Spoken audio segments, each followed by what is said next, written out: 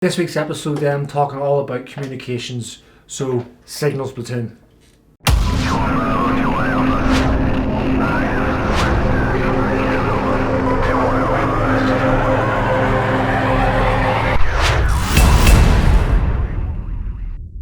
Great to see everyone again, and if you're new to the channel, welcome, and consider subscribing and hitting that bell icon. That will keep you up to date on any future content. So episode 4 out of 5 on the Infantry Jobs mini-series. 45, getting close to that 5th one, and that can only mean one thing.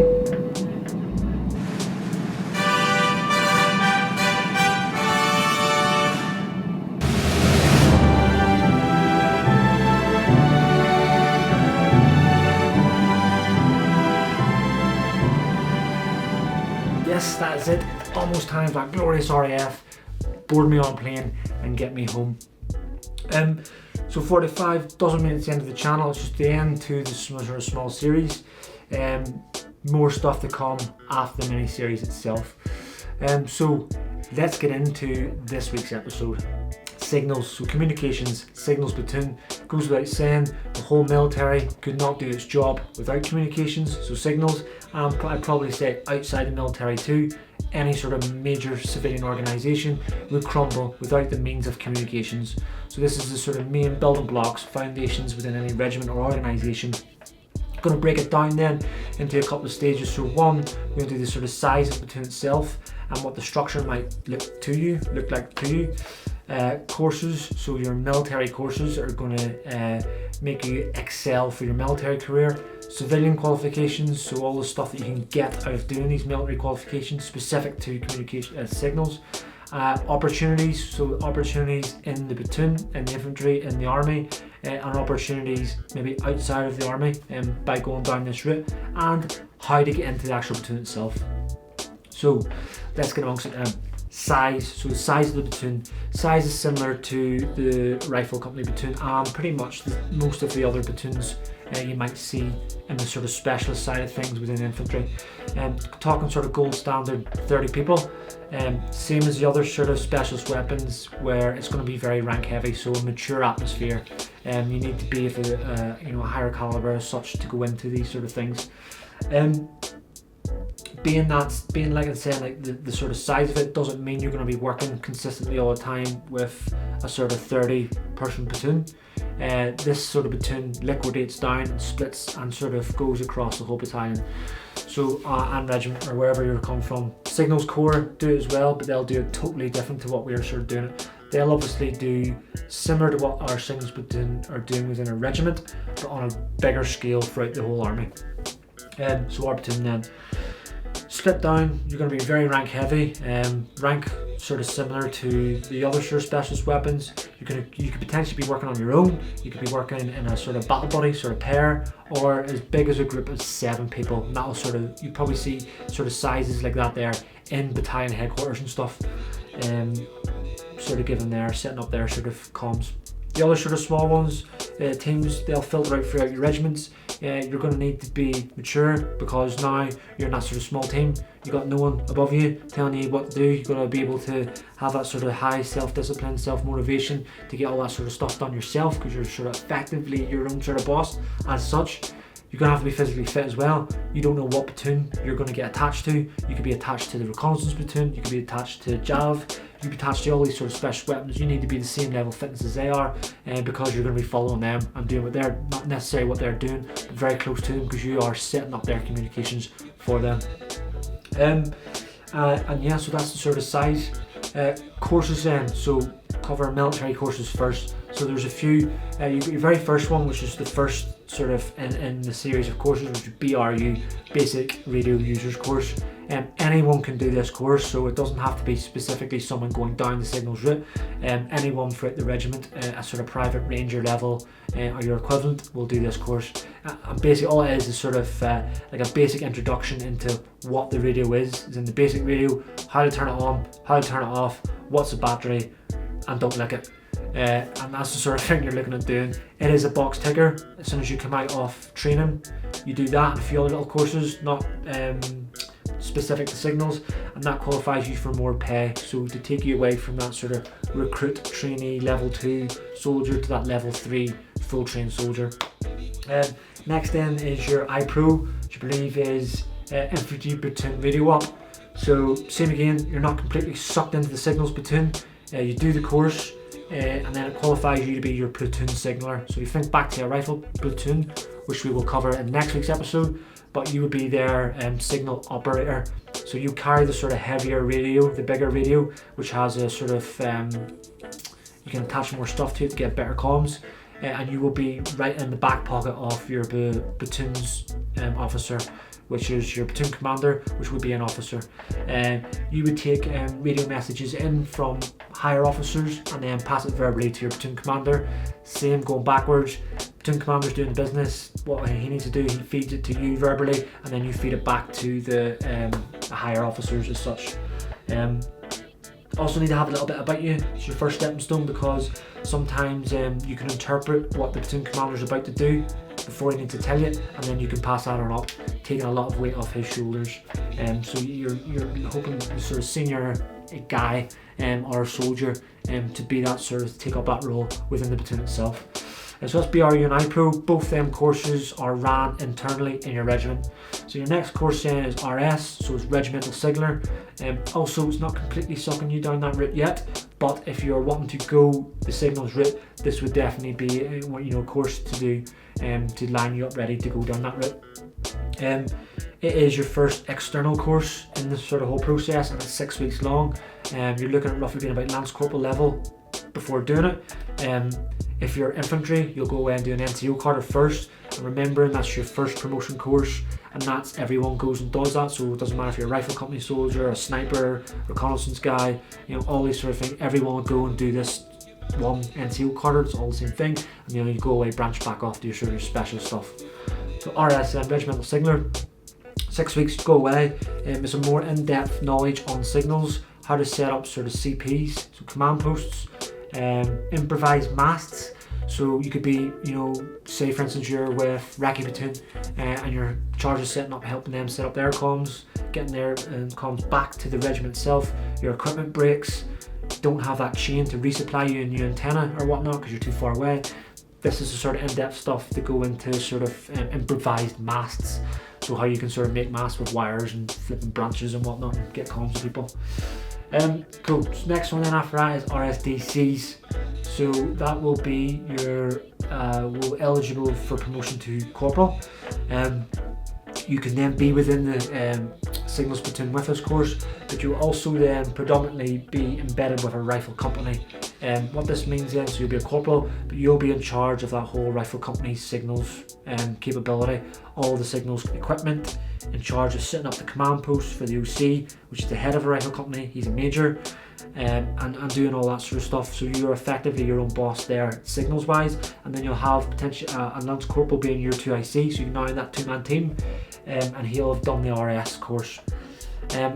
RSDC then you'll also could be, like I said, attached to anti-tanks, machine guns or recce, rifle company, and in the BHQ, so the headquarters of your regiment. So all them different places you'll be set out. Normally then with us, he'll come away like a post for like 2 years.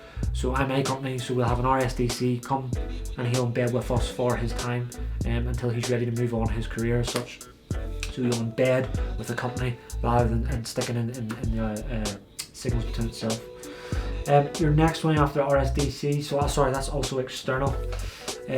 What you're covering, didn't even cover what you're covering in that course. So in a basic sort of way, what you're covering then, a lot of field work, because as like the RSDC, that sort of corporal level, and you're embedded with the company or where all our platoons are.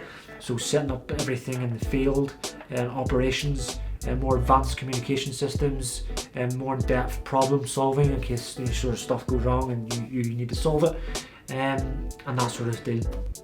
Okay, that course then, after that course you've got RSAS, so it's Regimental Signal Advanced Systems, and that's qualifying you to sergeant level, so that's senior level. What you cover in that course is basically everything from BRU to this point, but on a far more advanced level, and it's also taking you through the sort of G4, so like stores element, so all the equipment side of things. So if you can imagine in the signals platoon, the vast amount of radios, antennas, signals, all the other bits and pieces they'll have, someone needs to account for all that. So a platoon sergeant sort of, that's the same with your rifle companies, they are sort of in charge of all the equipment and stuff and maintaining it and issuing out to everyone and making sure it's good to go. So you'll go in depth with that. You'll go in depth for your field work, so how the sort of duties of signals platoon or whatnot in the field. So management, so it's more of a management level, so you're managing the sort of command post in the field, the sort of operations rooms or whatnot in operations, and wherever the sort of post may be set up, the sort of management level. And then your sort of other responsibilities for the signals platoon in campus itself as well. So not when you're in operations and whatnot, they do work quite hard as well, not in exercise and operations, but back in camps, your normal regimental duties. So it's getting amongst what sort of way they need to do in their checks and whatnot for that. Yeah, so that's military courses. Civilian style then, so all these courses you can convert as such. So RS, which is remembering that's regimental signals, you can get a level 2 MVQ in telecommunications. So the RSDCs, so that's your second external course, qualifying your corporal, you can get a level 3 MVQ in telecommunications, and that then can convert in civilian street to sort of fibre optics, broadband, so basically BT. So it'd be a really good stepping stone if you wanted to do that in the future. It's a safety net as well, and there you go, you can go down that route as well. And also there's other stuff in the military for everyone, and gives you sort of grants and money towards education and stuff. So if you ever were going to go out, there's your foundation course, totally free, and then you can use your sort of grants and bonuses to get other courses to build up on to give yourself the best chance of getting a really good job when you go out on the civvy street, because it doesn't matter. They always say from day one you join the military, you start planning to get out of it, because the army you can't be in the army forever, and you're gonna have to get at some stage, whether you only want to come and do 4 years, 12 years, 22 years, at some stage you will be out. So it's good to look after yourself as well and build up on them courses and whatnot. Also you'll get then a level 4 MVQ in management leadership, so it's your first sort of stepping stone into sort of the leadership management. This is not specific just to signals, you can also get that for the other leadership courses throughout the infantry, but we'll go into that next week with rifle company. And then sort of the platoon sergeant, so the RSIS, so it's a level 5 MVQ in the leadership management. This is also not specific to signals. You can get that via other leadership courses, which we'll talk about next week. But that there as well is the sort of starting stages of the sort of, I think it's equivalent to the first year of a bachelor's degree in something, and wherever you're going to choose, in leadership management obviously. That course stood alone isn't your first year. There's also a few other little bits and pieces of stuff you need to collect in coursework and stuff you need to do to build that up. But education officers within your regiment or your unit, sometimes they're embedded with your unit, sometimes they're regional, they will give you more information on that. But that's a really good way if you want to go down that sort of uni route. If you haven't went to uni and you want to look at you're a bit later on in life, you want to get amongst your education, that's a really good route to go down, getting that first year done on a bachelor's degree before you continue on the rest. Yeah, so that's civilian qualifications then you can gain with the signals platoon itself. Other one then is opportunities. So opportunities in the military, obviously promotion, like we discussed, you go through all the different promotion routes. Other opportunities then, because you've now got that skill set, you can embed with recce platoon, sniper platoon, machine guns, so you're now getting exposure to other elements of the infantry. So if you wanted to dabble in that and try a course for there, you could probably do that if you wanted to. Also then it's the wider army, there's jobs everywhere, and you just go speak to your chain of command, see where jobs are free, and you could potentially go to that because you've now got that specialist qualification. So the specialised infantry battalions, 4 or 5 of them now in the army, and sort of a prerequisite to get in that battalion. Obviously you have to do a Carter itself to go there, but you also have to have like a specialist course behind you, and because obviously their role is to train up other armies and whatnot, so you need to come with them with a qualification. Signals is another big one, so there's definitely a route to go there. I know all infantry battalions, regiments, will have a SPID battalions they're called, that you can try out for. So there's another opportunity for you there. Civvy Street wise, 2 stories from the guys in our platoon, or Lars' platoon has told me.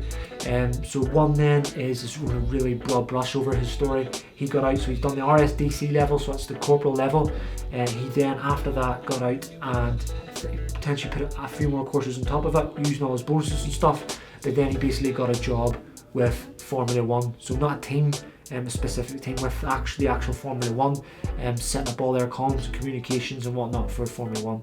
That's massive.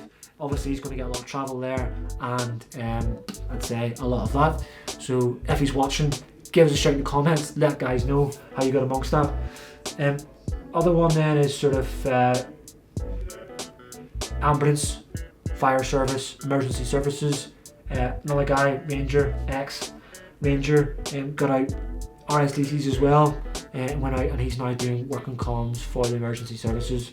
Like I touched at the start of the very video, every organisation needs communications. It would fall apart without communications.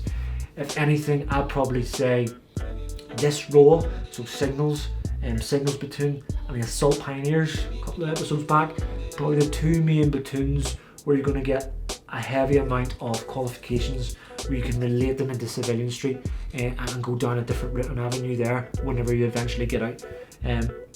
Going through everything, in my opinion, probably that would be it. If you want to flick away something that's totally non-military in Civvy Street, these assault pioneers and signals platoon will give you the best avenues of courses to get and to square yourself away whenever that may be when you're getting out. So that's opportunities.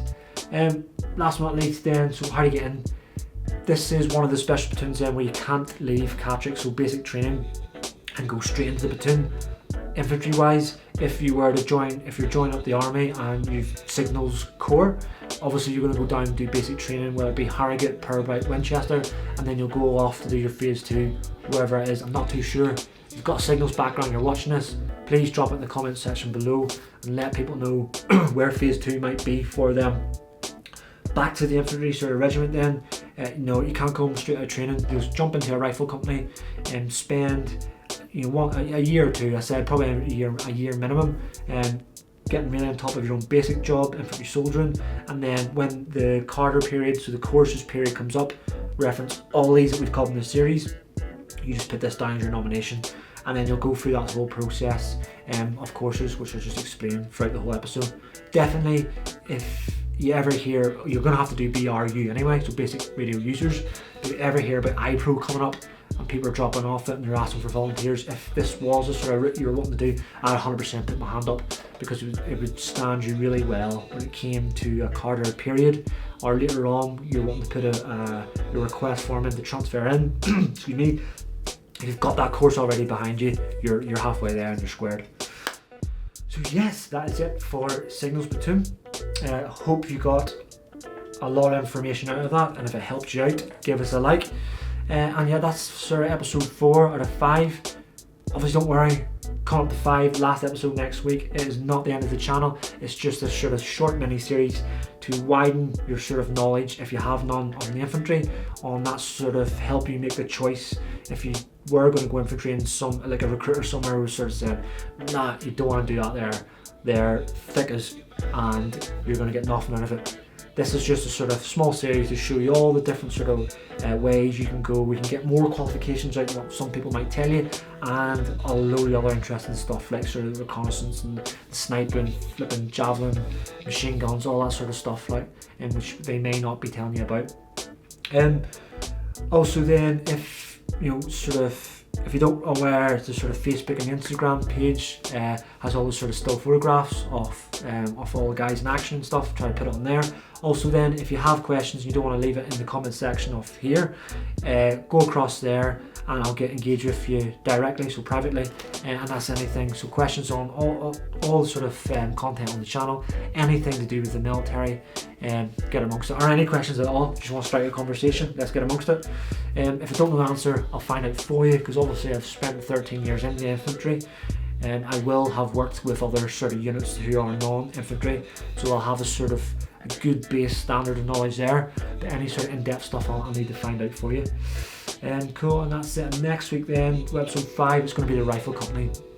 The reason I'm going to do rifle company is for 90% of people coming from training, excuse me, you're going to go straight into the rifle company, get your experience there. You can either stay in a rifle company like I have throughout my whole career, or you'll advance off to these sort of courses.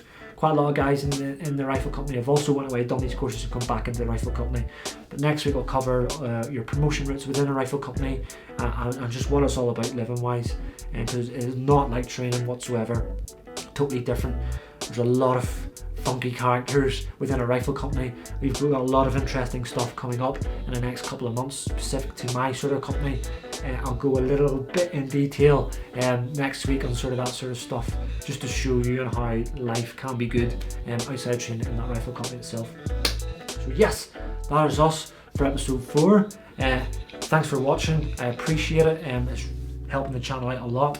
And I'm welcoming everyone coming back, and share it to everyone who may think gain something out of it, and thanks very much for helping us out.